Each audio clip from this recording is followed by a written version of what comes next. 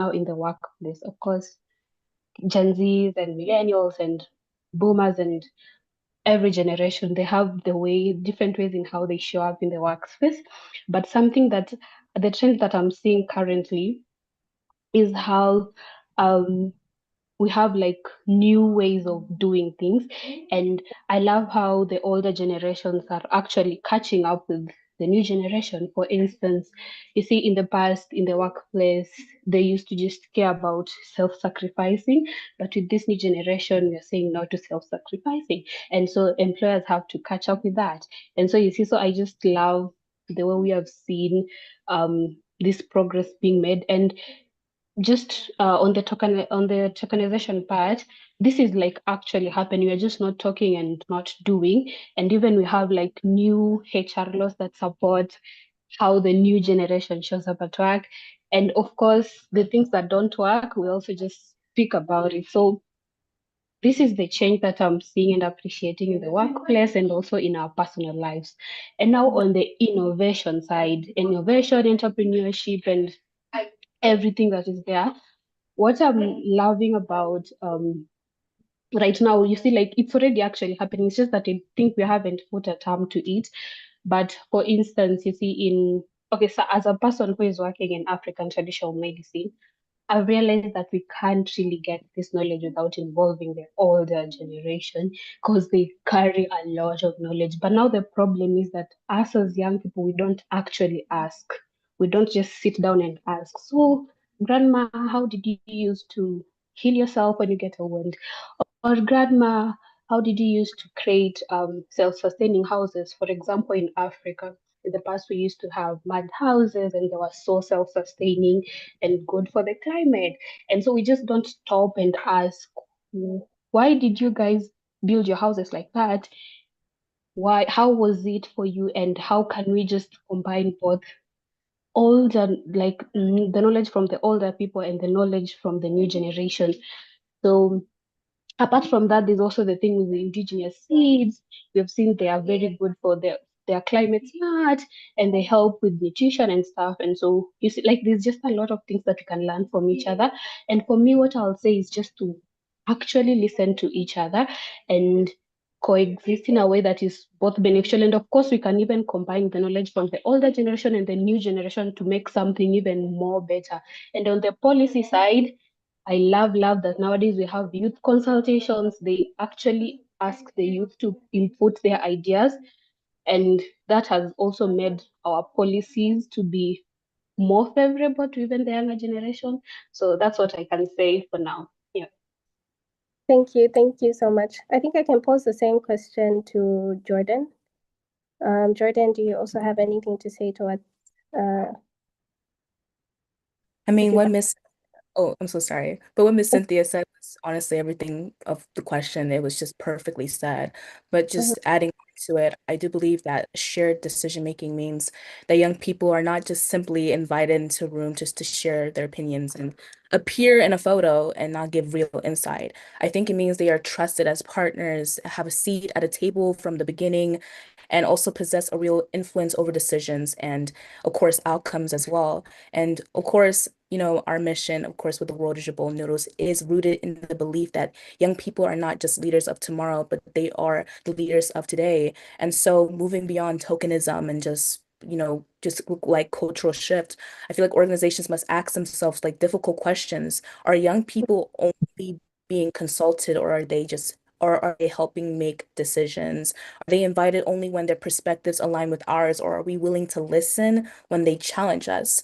So shared decision making happens when adults move from seeing youth as beneficiaries to seeing them as partners and co-creators for change. Yeah. I think I'll pose this question to Siona. Siona, where have you actually seen elder wisdom and youth innovation produce outcomes that neither generation could have achieved if they were doing it alone? Thank you for the question. Like, that's a pretty meaningful question. I think when elder wisdom and youth innovation truly collide, we don't just get a better version of the same old idea. we witness a transformation. We get a completely new way of doing things. For too long, the society has just operated on a narrative of generational friction by pitting establishment and disruptors. But I have seen these practice in many different faculties, like climate action, the bridge between urgency and strategy. Like I have seen climate movements, we have seen more powerful bridge between those two generations, elder wisdom providing new ideas to youth, and they're giving them opportunities to actually help them out. If elders are taking a charge and asking youth for help, it's our duty as a youth, as a person, to help them, to give them new ideas, to actually have a better decision, to make them help, like make help them in making new decisions, making new projects, making new things. So when like two perspectives collide in a decision or in any kind of project, I think that turns out to be such a beautiful outcome, and we always get such a shared perspective. We get that from both sides there is equality from both sides, and we actually like see that youth are actually participating. And in nowadays, maybe this is a true fact that youth are having more participation, and they give better ideas than old people actually give. So it's kind of like we have a train and the elders have the manual control to it. So it's like pretty much we are working as a partner in crime, like actually helping them, being their side hand. We are standing at equal positions. We want them to consider our ideas. We youth are filled with ideas inside us. We are filled with so many thoughts. We're filled with so many amazing perspectives. We just want to be heard. We want to be considered for once. We want ourselves, our perspectives to be actually used in real world problems.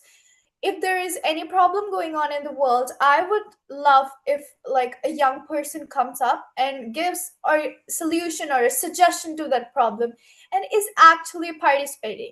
We are trying to participate and help our elders, but sometimes they just take it as over their ego as well.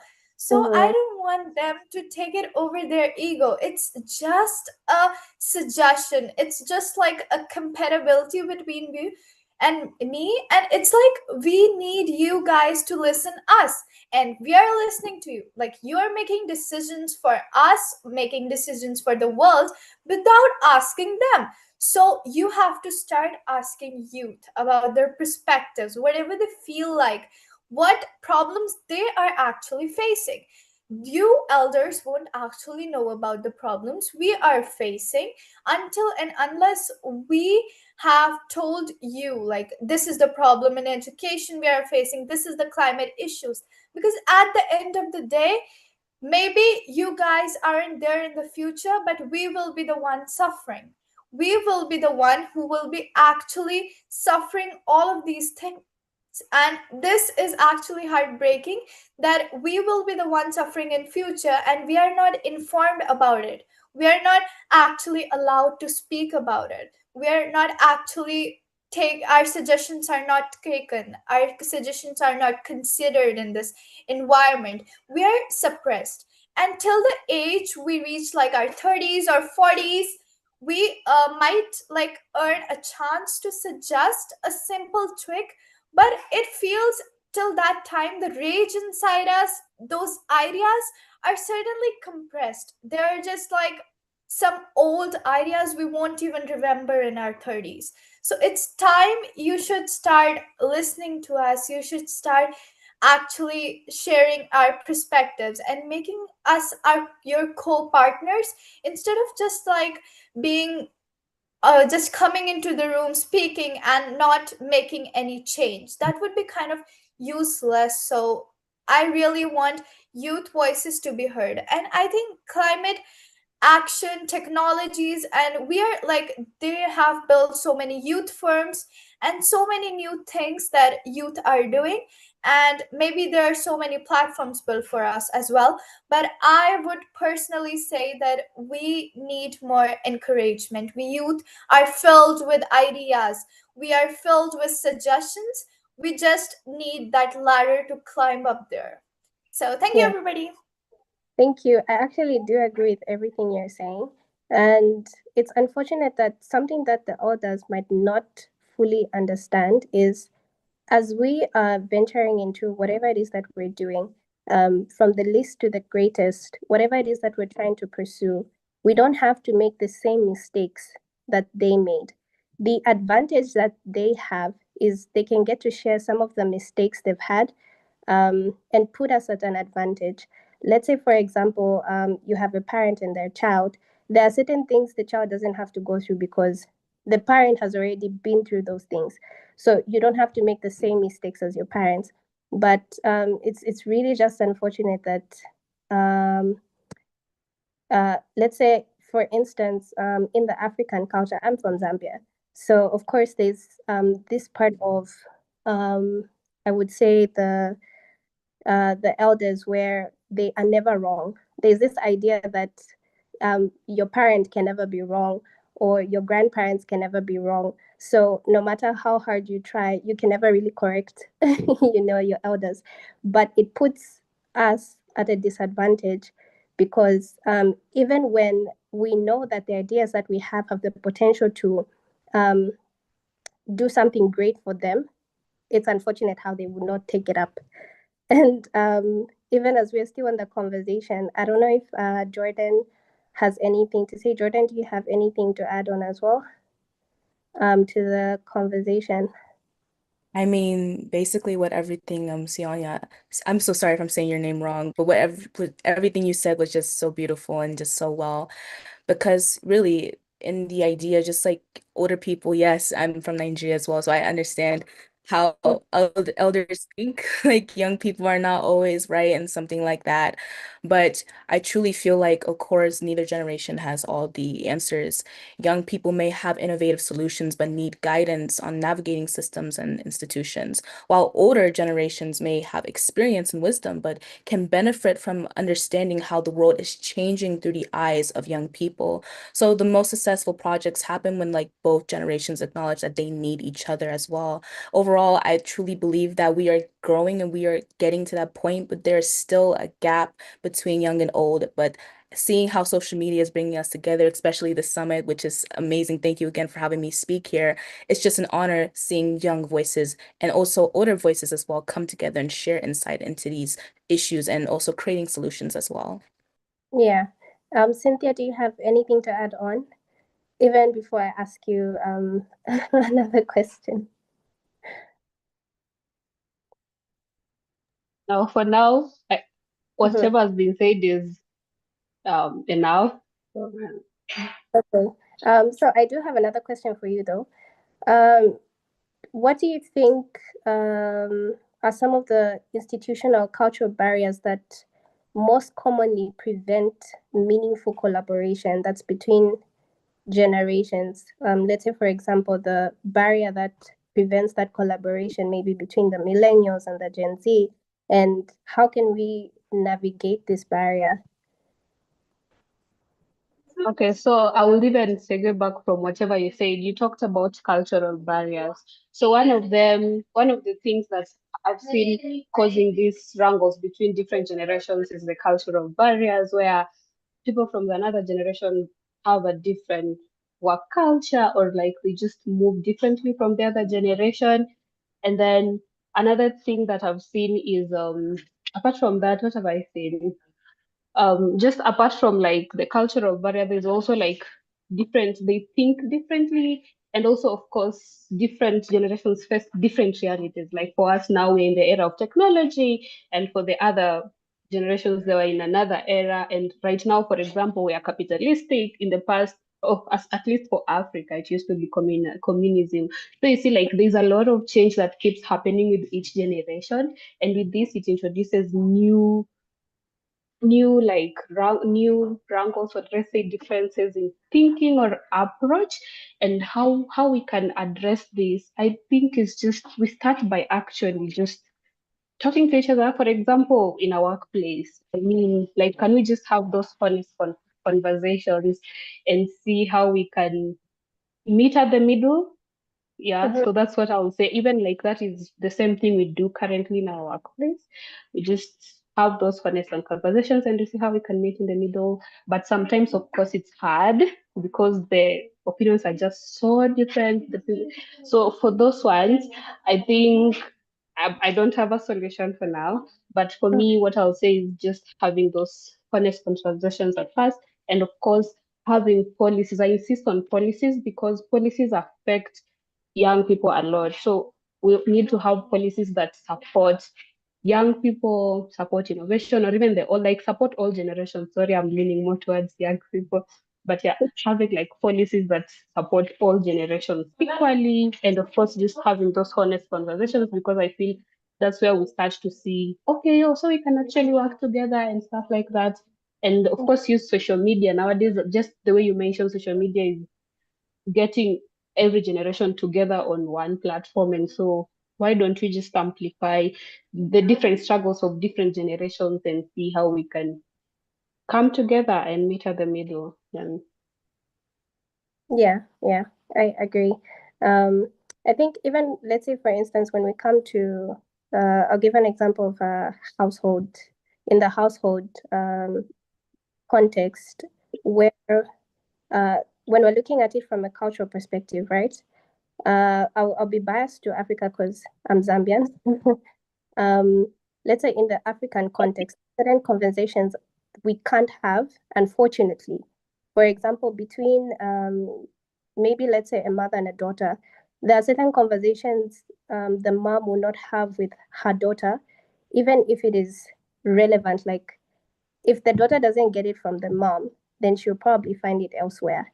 And unfortunately, the world isn't always pleasant or always nice, and there's so much information. Even in as much as we have access to information, there's also misinformation. So I'd like to think that in itself as well does act as a barrier, and it's really just unfortunate. And I think that's why I love us being on such platforms, because then we get to be the ones to change the narrative of this. Because in this case, we are the next generation. We will be the ancestors, someday. And we are the ones that get to change this whole dynamic, where we no longer have to um, put ourselves in this position where it's more or less like we're collaborating with the young, because like I said, we'll be the ancestors. I believe for some of us, we already have kids, right?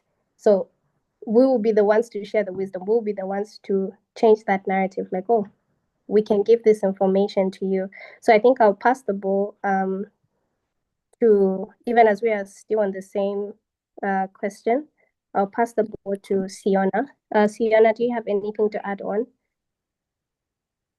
Yes, maybe like you both have said amazing. I think I do agree with both of your perspectives. But I think according to me, it comes from their perspective as well. The elder have this perspective that they're always correct, and they always have this image in their mind that youth can't always be correct. We are the ones who have expertise, are the ones who have experience, and we are the ones who always take the right decision. But that's not it. I think each perfect person is imperfect. There is no one perfect, so we can't say like it's all in their head as well, that they are always correct. I don't agree with that. Nobody is correct, nobody is perfect. We just all need to stand equally in the society. Like, elders are valued. As much as elders are valued, we also want to be valued as much as that. Yeah, we are inexperienced, we are not expertise, we take dumb decisions many times, but it's not always. We don't always take dumb decisions. We sometimes talk in a very profound way. We make suggestions and that aren't valued because of the image they have in that mind.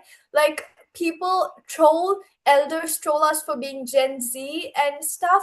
Like you must have seen, like it's all over social media, like trolling us for being too unexperienced. And even in my country, let me tell you about an incident. Like currently in my country, our Chief Justice had called us youth cockroaches and parasites. So like he has compared us to them. Yeah, Wow. so it was really bad, and like people started this cockroach janta party just to repel it. But I don't think you just need to like take that title. If they're saying you cockroaches and parasites, you must repel that title. That we don't actually own that title. We are actually have a title bigger than that. We actually should be heard, and they're actually making a great impact. So I think when youth are in a team together, they can do absolutely anything. But if we talk about like youth, like every youth alone, they can't do it. I know there are so many problems, but we want youth, if they're talking about a problem, they should also talk about a solution. They should give a solution for the specific problem they're talking about. We don't want complaining people. We have so many. We want people who can suggest a solution for that problem, and actually a meaningful solution that can be implemented and can be actionable. So this is my perspective. So thank you.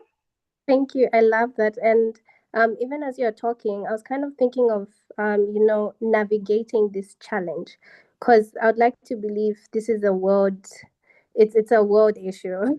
I don't think it's just especially the cultural one, because I understand that, not to be a devil's advocate here, but I understand that maybe to just cut some slack with the older generation, there's a lot of change that they've had to adapt to. I think the advantage that we have Yes. is, for us, our generation is quick thinking and quick learning. It's so easy for us to learn anything. And I'd like to think because of the mass um, access we have to knowledge, the different ways in which we do things.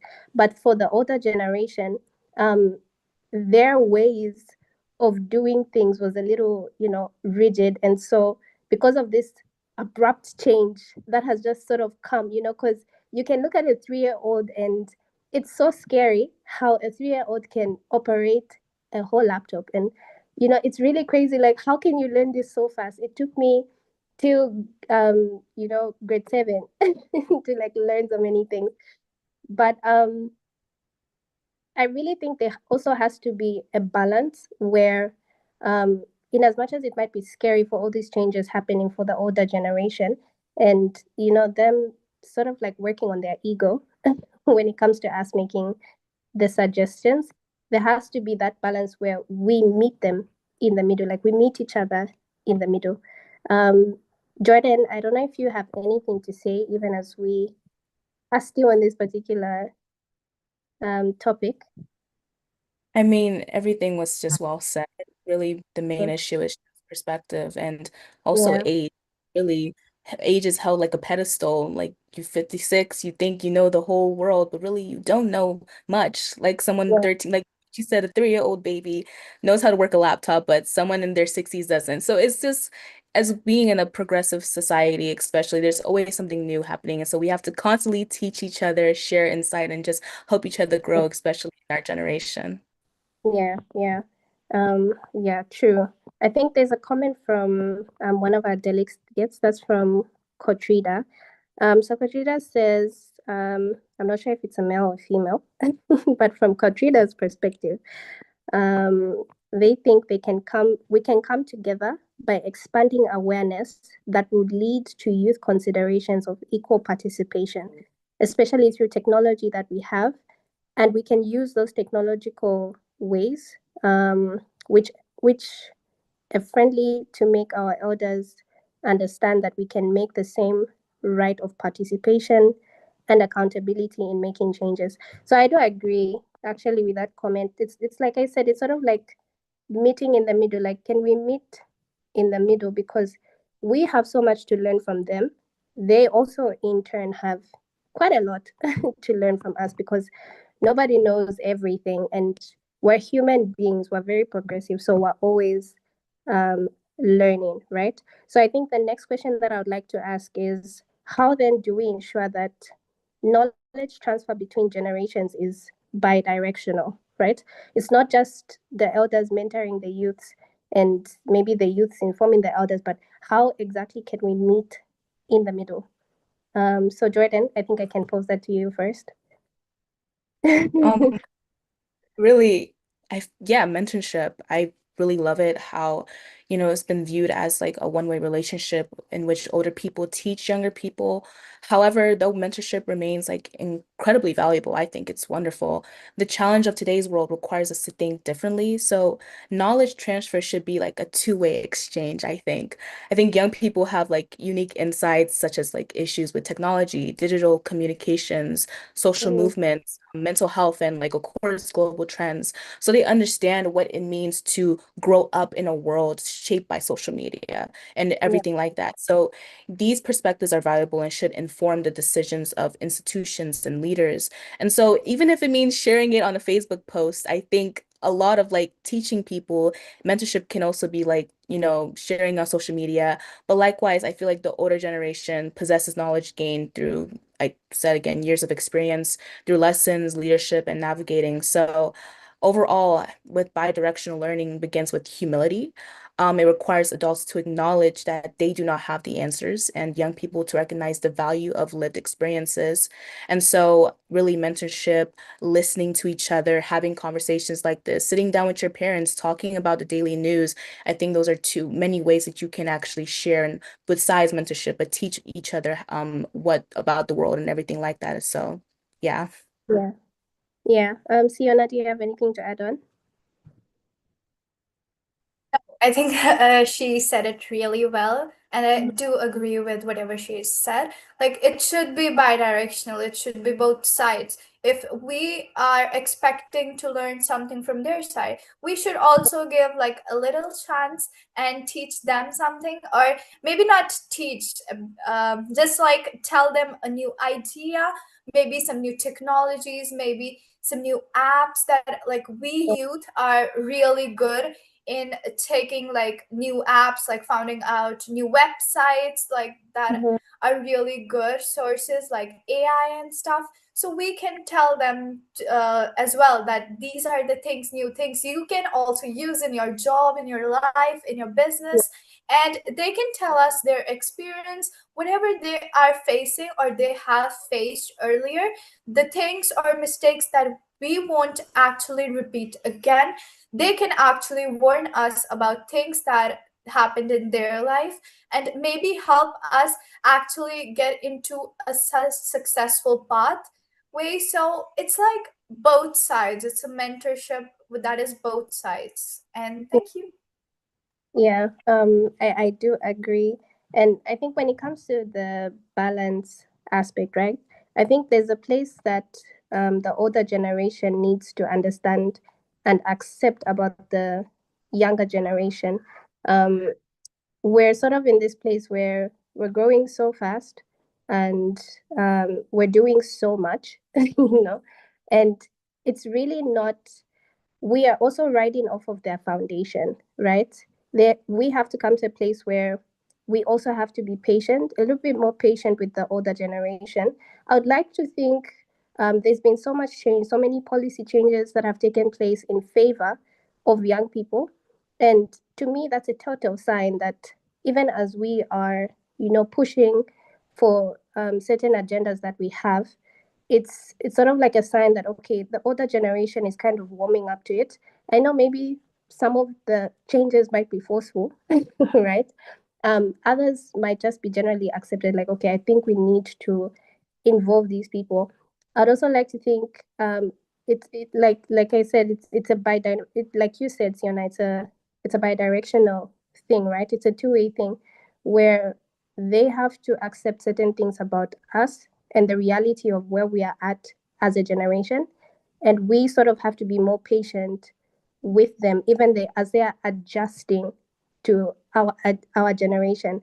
Because I think I'd like to think, sometimes they even wonder, like, how do we come up with these ideas? How do we do what we do? Because it's like whatever they've done, maybe we might end up doing it 3 times better, which is honestly very fascinating. So if we can also be a bit more patient with the older generation and learn whatever we can, because learning is not always through what can I say? It's not always via one-to-one. Your life can literally teach me what I need to know. I just need to observe.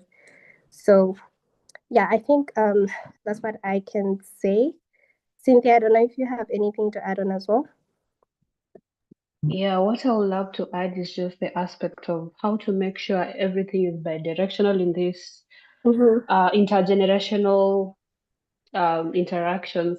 I feel like sometimes as young people, we have to employ courage and action. For instance, in Kenya, there's this time that the young people are being underestimated in the political arena, but we came up, we spoke, we used social media, we spoke on ground, and they actually listened. It was by force, but it actually worked, and it created a whole revolution. So I would love to say that just one way of, apart from listening and observing and all that, we can just always also, as young people, use action and courage to make sure that we are in this, we create a situation where we have an equal grounding in both generations, in all generations. Yeah. You brought up the topic, the word traditional there, which brings me to my next question. My question, and I'll pose this question to you actually. So what role do you think traditional and indigenous knowledge systems, for instance, we're constantly innovating, right? Things are constantly changing. But there are some of those systems that I'll call them are very traditional. So those traditional knowledge systems, how do they exactly play a role in shaping the next generation of global leaders? Do you think they actually play a role? And if so, how do they do that? Oh, your mic is muted, by the way. Yeah. Okay, so actually they do play a big role, like especially indigenous knowledge, it plays a big role in sustainability, fighting the climate change crisis. It plays a role in food and nutrition. It plays a role in empowerment.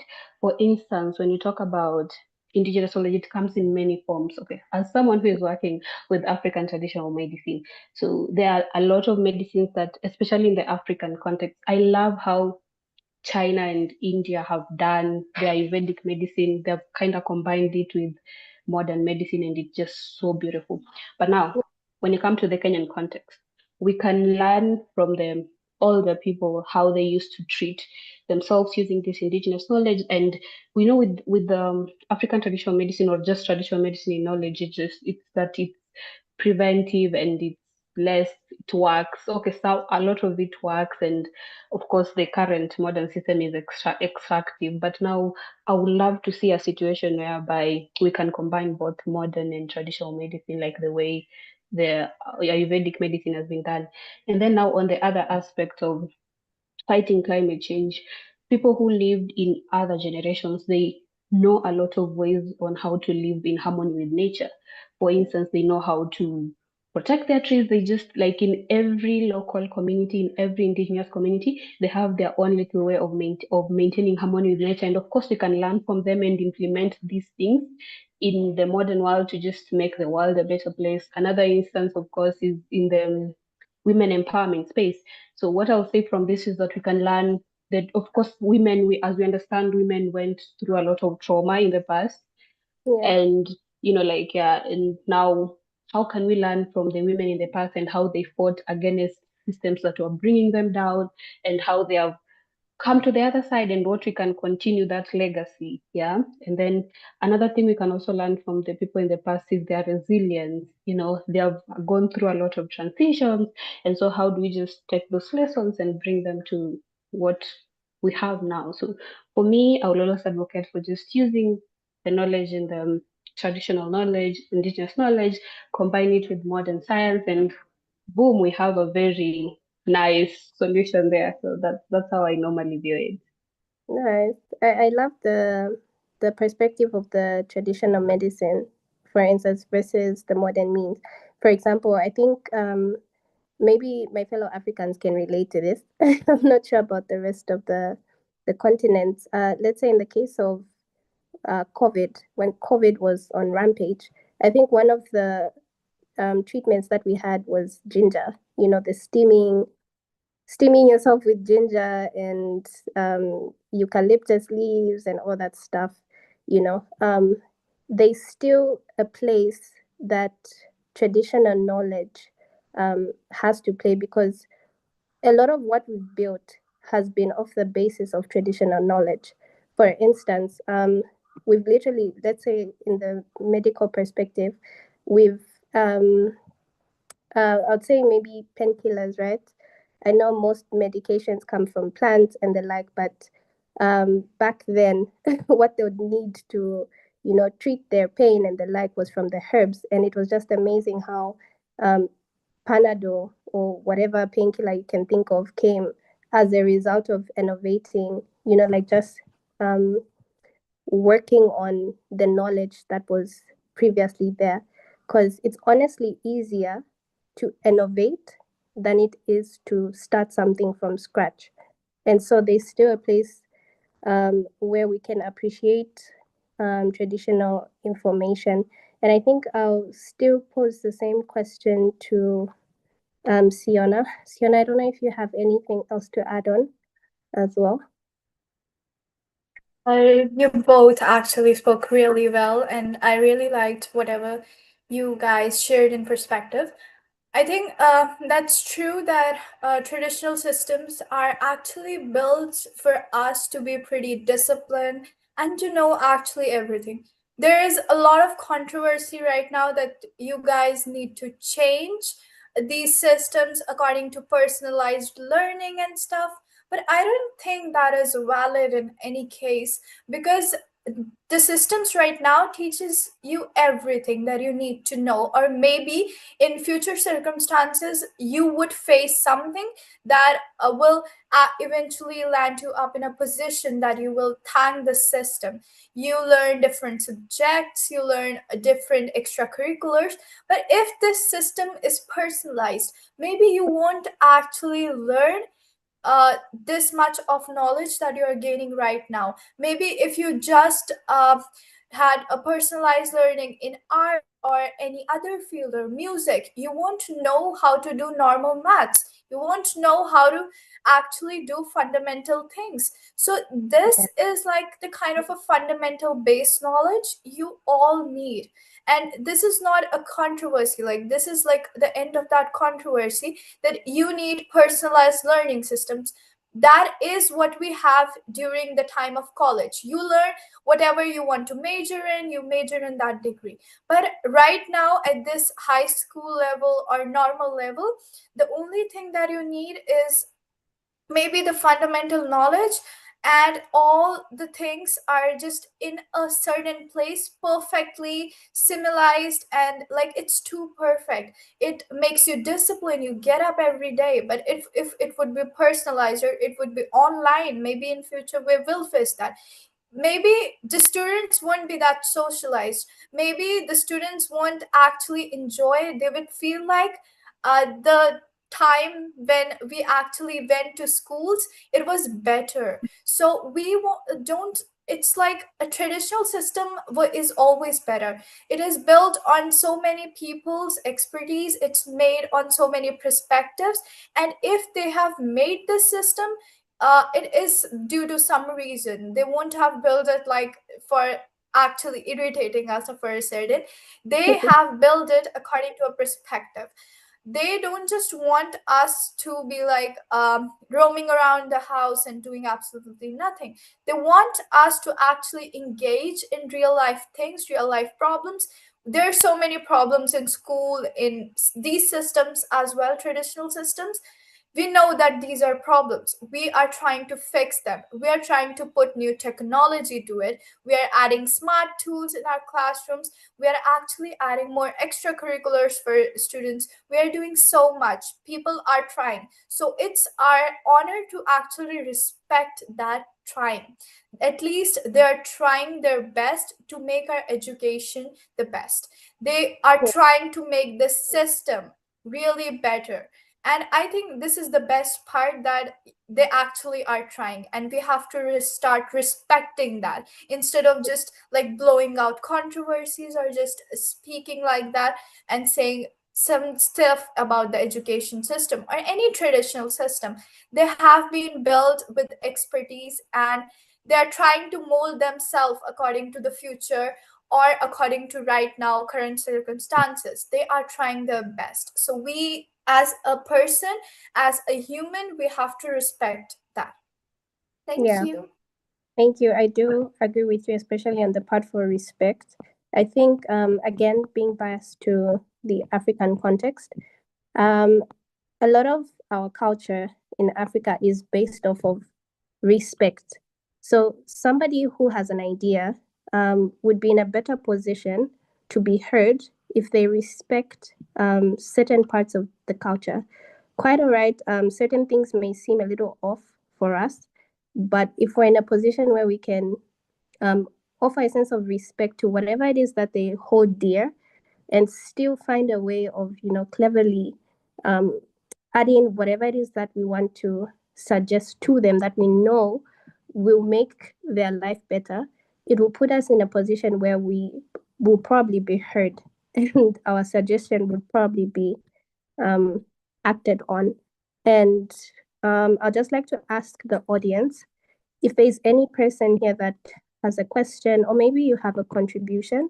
There are a few contributions that have been coming in from some of the delegates. So I'm just going through the chats. If I can read one.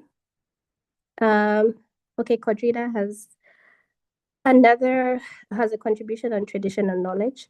So she says it's very helpful. For example, farming methods are helpful until now. Environmental conservation, methods like planting trees, traditional medicines, and also conflict resolution methods to ensure peace. Also preserving cultures that are still valid to date. And others, thanks to speakers, the conversation is awesome. All right, thank you so much, Quatrida, for that. I'm just looking through if there are any other contributions to the conversation. I think we have one from Jason. So Jason says the older generation and the younger generation should come together to synergize ideas together because there can be no new without an old, and there can be no legacy. That's actually quite an interesting perspective, Jason. Yeah, so even as we're just wrapping up the session, I know we only have about 3 to 5 minutes. So I'd just like to ask each one of you as the panelists, if you'd like to give maybe any last remark with regards to this conversation. I think, Sienna, since we're, you can go ahead if you have any final remarks, even as we're just concluding the conversation. Yeah, it was a really fun. Like, it was so fun having to be a panelist, and it was really fun having all of you as partners, Cynthia, Jordan, and Christy, our moderator itself. It was really fun having you guys having this conversation. Like, I think this is a must-have conversation for each person, so that they can just let out those things inside them that are like just poking them, or they're feeling in a certain way that they want to actually implement this, or maybe share these perspectives. This is a really good platform to actually talk about all of this, and I really genuinely had really fun, like having you guys on board with me. It was really fun. Like, it was really amazing, and thank you for having me. Thank you so much. Okay, so I just noticed that we have Philip Freeman on the call. Philip, are you there? Yes, I'm here. I'm here. Can you get me? Yes, we can. I'm so sorry. This is when I was actually able to see that you're on the call. So I know we're concluding, but is there anything, I'm sure you've been listening on the conversation.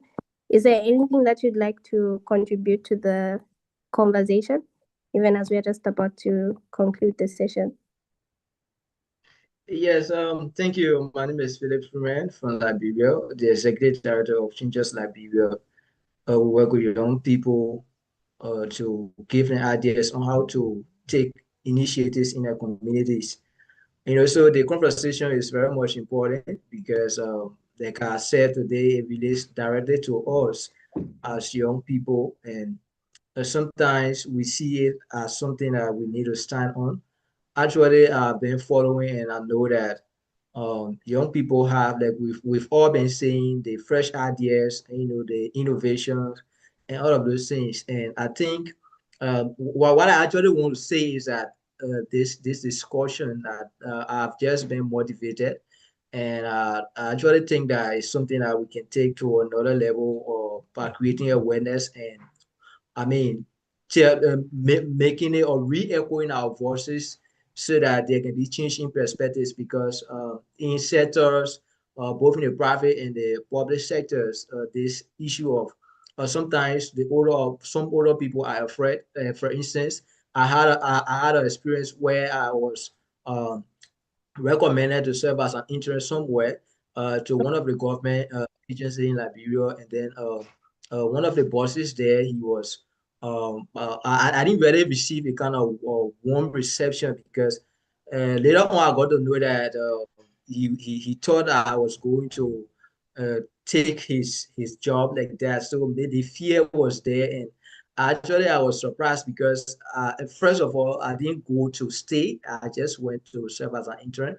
So I think the issue of having fear it should be erased from the minds of or the others. It should be something that we are seeing as partners rather than competitors, because when we are partners, it means that we all work together holistically to contribute to the common good. So, I mean, if we see it from that perspective, both young and old people, it's not only the older folks, the young people too have our own issues sometimes. The mindset that, those people generation has passed. This is our generation. So at the end of the day, when we are doing things, we don't take advice, from people because we think that we are in our time, and our time has passed. So I mean, these things don't work in your space where we want to collaborate, because no one generation can be able to solve problems or has been able to solve problems on their own. We need both the wisdom of the older people and the innovation and the passion and the courage of the young people, because we still have fresh legs, we still have time in our favor, and we still have the absorbance to be able to do more. So I mean, this is just something I just want to say I don't know what happened, because I thought I was going to be on the panel from the onset, but I mean, this is just what I have to say. So let us take it as a cooperation, because even the Sustainable Development Goal number 17 that talks about partnership for the goal, the partnership is not restricted to a one generation or one age group or one group of people. It is a holistic partnership, and until we can reach a point where we see partnership as a priority, we will not be able to achieve the overall goals of the SDGs. So it should be a priority rather than an option for both generations. Yeah, thank you.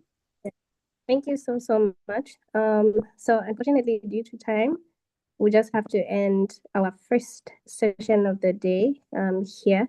So thank you to all the panelists, including you, Mr. Philip. Yes, thank you. Thank you, Siona. Thank you, Vinyu. Take us on this conversation. I believe at this point we just quickly transition into our second session of the day.